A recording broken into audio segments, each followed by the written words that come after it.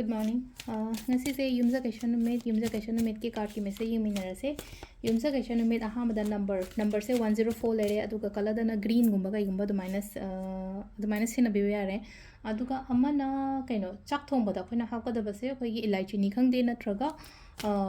tulsi gi mana gumba kai gumba the minus yang shuba da hapi ko ado ahamada sidagi a card ahum khatang thokre ko ahum sidagi ama khanbirase card number 1 consider card number 2 consider natraga card number 3 consider ko ama khala se ko aduga timing so happy hajare ko ahamba khan banga yenga se ko first card khan banga gi oina yam hona ga daba no ko effort yam thado oina ha ko extra effort ado se leina ko aina tawriba thabak sida hena hona ba khotpa aduga thabak tawriba thabak tu da amuka hena focus kumba kai gumba tawbiba khopiba adumai tawraga lai ko se laise ko crystal dana lapis kumba amethyst kumba kai gumba adumai na shibibe ai ko number 2 khan bangai ko number 2 gisna yamna balance tawraga pot se chawbo khotba kaino tawbiba ade ko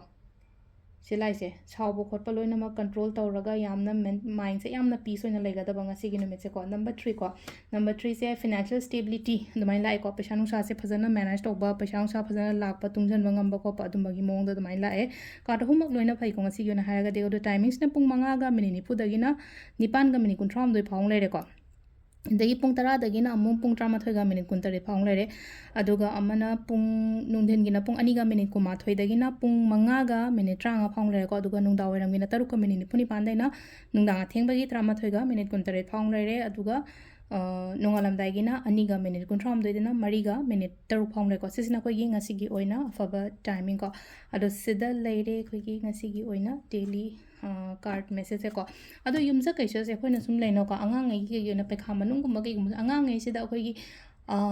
ising gumba chai halo pambi gumba khoi hingon gumba kai gumba lei haira ga di ising chai halo ising se khoina pambi da ising chai madam na pambi da growth laktra aduna haidi angangai gi da su leino ko lai lai shu da amuka hena growth gumba kai gumba lakna bani adu gi wakhalon da dumaina gumba ta honbiyo ko hadi akoina hingon di ko ye ta su duty gumba su piyo moi da ngatang pung kumari like paraga leiga da basuna tina e na ising chai khol angang na su hena su pam bani ko aduna ising gumba chai hen ba kholon ba su gumba mayam se yam phai ko angang yoina